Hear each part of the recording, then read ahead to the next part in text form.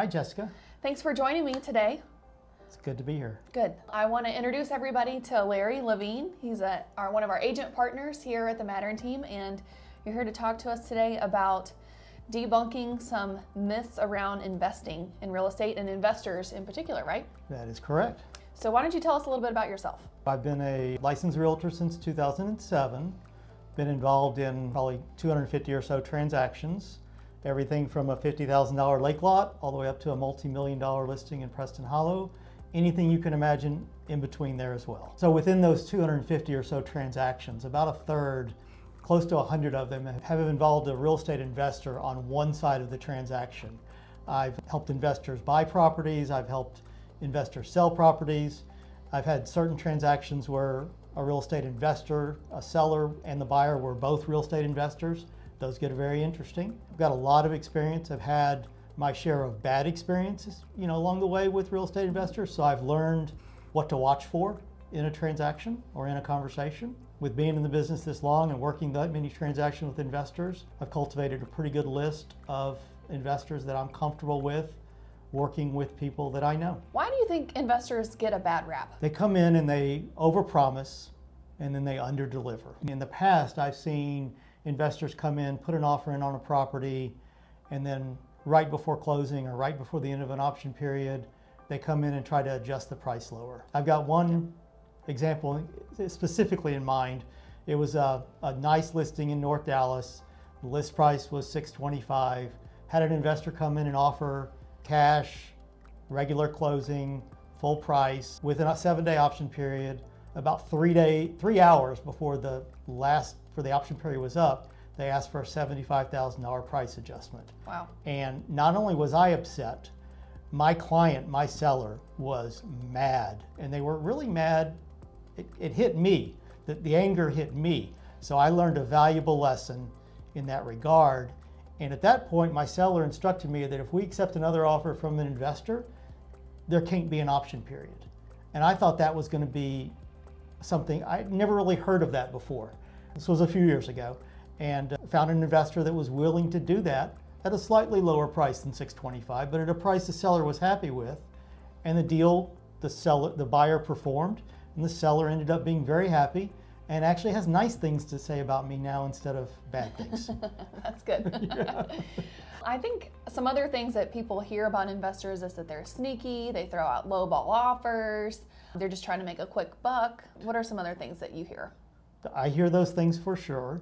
One thing to keep in mind is that investors, this is how they feed their family. They have to make a profit on a deal. What we see in houses is if we see a $500,000 house that needs work, they've got to offer what the value of the house is in its current condition. So if a house needs $100,000 worth of work to get on MLS, they've got to offer $100,000 less than the potential value, minus a little bit more for their profit, because Sure. They're taking on a lot of risk in that transaction because they're not going to know everything that's going to go wrong. If anybody's ever remodeled their house or renovated their house, you have a plan, and then all of a sudden the contractor will call you and say, oh, we ran into this or we ran into that. Investors take all that risk away from the homeowners when they buy the house. Right. Now there's a cost in them assuming that risk, and it's legitimate.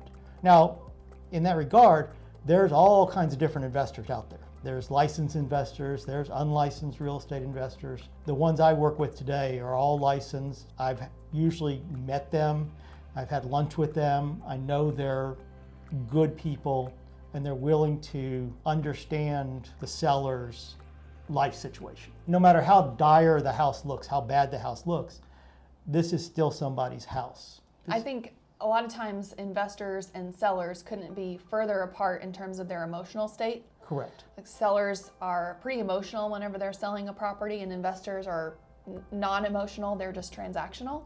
And so finding an investor who understands what a seller could be going through whenever they're going through that process is very helpful. So over the years, I've pared down the list of investors I work with. And the ones I work with now, while they don't make emotional decisions, they make numbers-based decisions. They at least deliver the message in a compassionate way. So we know a little bit about why investors have gotten a bad rap. So why on earth should a seller consider selling their house to one? We talked about the risk. the risk to a homeowner of fixing their house to get it ready for MLS. And that's really the biggest segment of sellers that are a good fit for an investor. If you spend a lot of money and you've updated your house to perfection in 1994 and you're selling it today, it's not going to be attractive to today's buyers unless Not all it's, of them. well, Maybe some right. of them. So I know you have the expertise in updating and design and staging and stuff like that. If you're looking at a house in the middle of Plano that's, let's say it's potential to $500,000 house, somebody's got to get the house from 1994 up to 2023. And you're going to help a client develop a budget to get to that point. That's right. An investor comes in, sees the same scenario, factors in a little bit extra for risk, and then can buy it and take the risk, remove the risk from the homeowner and absorb that risk. I'm going to keep talking about that risk transfers because to me, that is the biggest reason why somebody would want to sell to an investor. Yeah. Individual who doesn't do this for a living every day is going to have to go find the contractors, go vet them, go source them, etc., and take on that risk, not only financially, but time-wise. And then there's always something that happens that you just didn't expect. There's always, most investors will budget 5 to 10%, depending on their walkthrough. They'll walk through the house. Right. And they walk through enough houses that they have a feeling of what's going on. And so in talking, I like to talk in like round numbers. So let's say there was $100,000 needed to bring a house up to MLS good standards. As an individual, you've got to go find those contractors. You've got to live in the house in some instances for those 2 or 3 months while that work's being done. The professional real estate investors have all those people on their staff, or they're closely aligned with them, where they take possession of a house and within a month they can get what takes an individual 3 months to get done, and they get it done at a percentage, 60-70% on the of dollar. the price. And not to mention the homeowner, the seller, has to find the cash available to do those, because a lot of times contractors don't have a pay at close option. Some of them do, but not all of them. Yeah, I've seen many situations where the seller needs to sell quickly. Some recent scenarios are a couple getting divorced and they've got everything else worked out in the divorce, but the equity in the house is a big deal to their net worth. And they can't finalize the divorce in many situations until that's sold. Sometimes you're able to finalize it prior to that, but many times the house has to sell to finalize it. We see situations where, because I'm a little bit older, I work with a lot of my friends and their parents' houses. And many of them are moving their parents into independent or assisted living that's very expensive. And a lot of those seniors, a significant part of their net worth is tied up in the equity of their house. And so they've got to access that. The family could do a loan on that. There's complications on that. Many times selling that house and getting the equity out provides the family a sense of calm. Sure.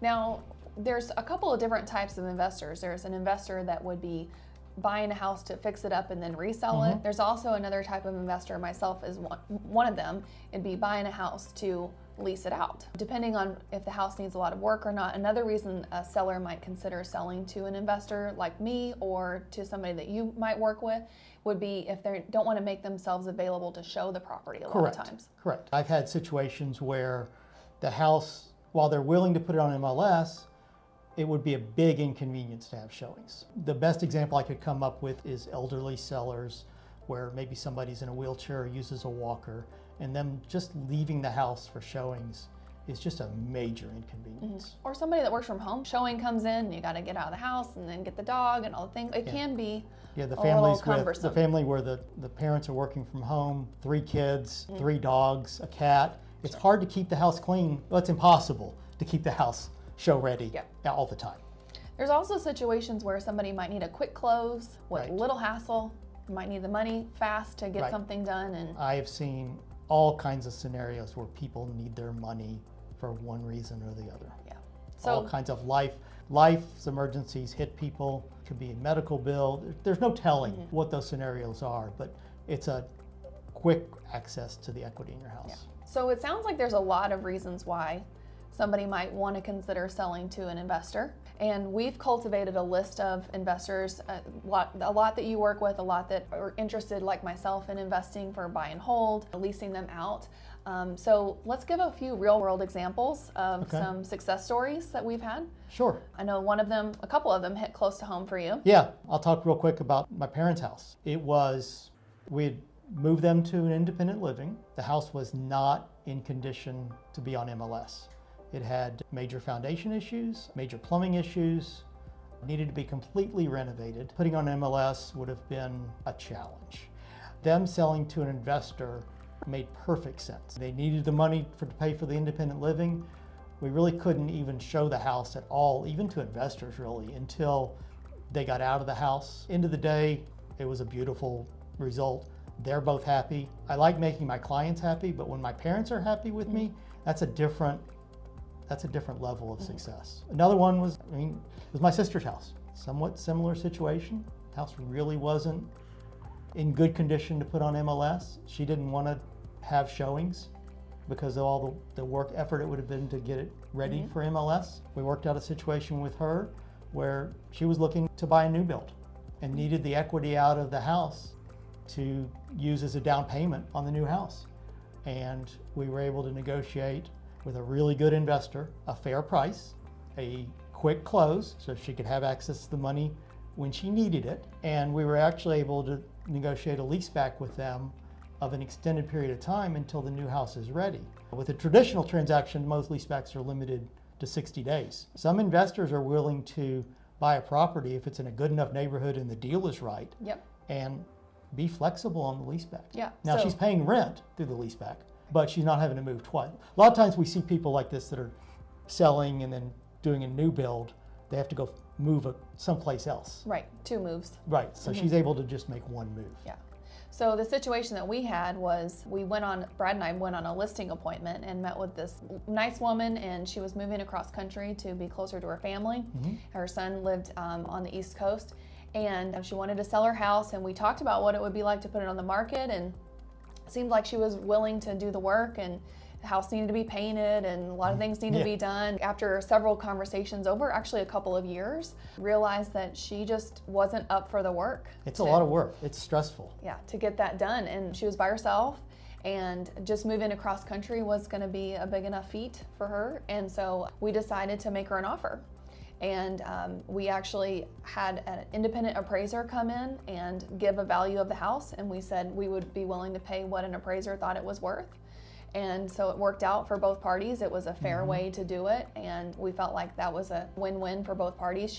She was very happy, and we also gave her an extended lease back option, so she had time to move. It's been a great house for us, and she was happy as well, so that one worked out. I know you've had some interesting, I'm going to say interesting, what would you call them? Everything I do is sometimes it's somewhat interesting. Yeah. Tell us about the hoarder situation. So many years ago, I helped 2 of my favorite investors who I believe we've kind of lost count. I think we've done 17 transactions with them since about 2009. Wow. So good friends, great investors. They wanted to go see a house that actually, I think this was maybe one that a federal marshal had possession of, or I can't remember exactly the situation, how we learned about it. But we walked in the house, we opened the door, and it looked like a maze. It was a hoarder house on steroids.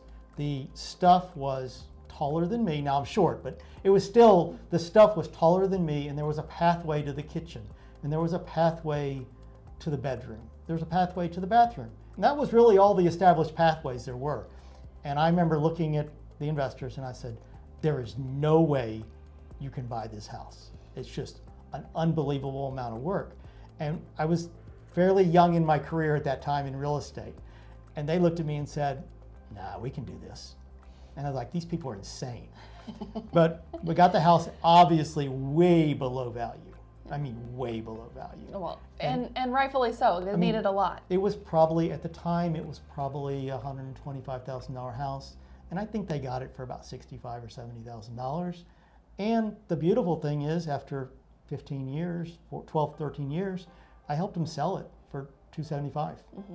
So not only did they make the rent all that time And because their acquisition cost was so low, the rent, they were positive cash flow on the house all Well, those years. and I think the lesson there is if you find yourself or know somebody in a situation where they just feel like nobody's going to want to buy my house the way Right. that it is, or it just feels overwhelming, whatever the situation is, just know that there's somebody out there who can see the potential and sees value in what it could be, then please give us a call. I just thought of another story I got to share. Okay, real quick. I'm ready. Same investors. Okay. Last year, we're walking through a house in Garland, and it's priced aggressively. And we're walking through the house, and I'm watching where I'm stepping. And we walk into a bedroom, and it's got a skylight in it. But the skylight wasn't a skylight. It was, we could see the sky through the ceiling and through the roof. And I looked at it and I thought, no, there's just no way. Like it was open air? Yeah, like we could see Oh, the sun. I okay. mean, we could see the clouds from standing in the bedroom. Oh, okay. And the investor looked at me and said, that's no big deal. Because investors think differently. They see opportunity in those situations.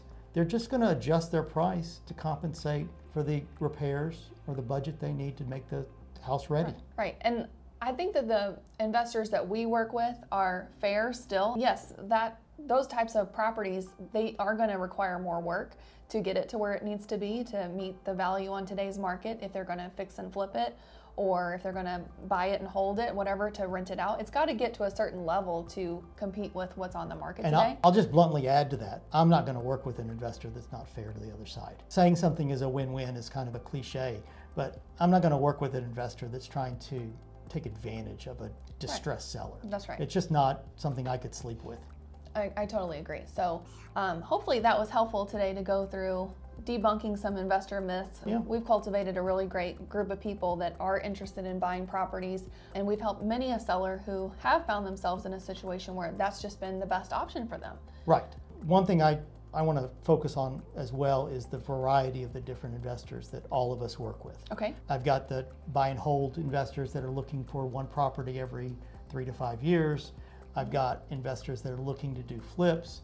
I've got investors that are looking in certain school districts because they like buying in certain school districts. Some investors like to buy rental properties that are in their normal commute because they like to drive by and look at their rental house on a frequent basis. I don't know, are you like that? Yes, I have some that are close and then some that are a little out of my way. Yes. I mean, we both have investors that are looking for short-term rentals. I mean, Yes. we're very cognizant of all the rules that are coming down on short-term rentals, but we do have investors that want that. I mean, we have investors that are looking to acquire as many properties as they can. We have investors that are looking to just buy a property and maybe resell it to another investor. We've also got, people that look in, let's say Garland, but they're looking in the area of Garland that feeds to Richardson schools. So I've got investors that are looking for this subdivision. Right. And I know those subdivisions, and if something comes on the market in one of those subdivisions, I get all kinds of alerts. The investors get all kinds of alerts. We go look at it, and they make the decision. Awesome. Thank you for your time, Larry, today. Thank I you. really appreciate you sharing your knowledge. If anybody out there would like to speak to Larry in more depth about some of the investors that he works with, or if you're interested in selling your house to somebody that we work with, we'd love Yeah. to talk to you more about that. And we appreciate you taking time out. This was fun.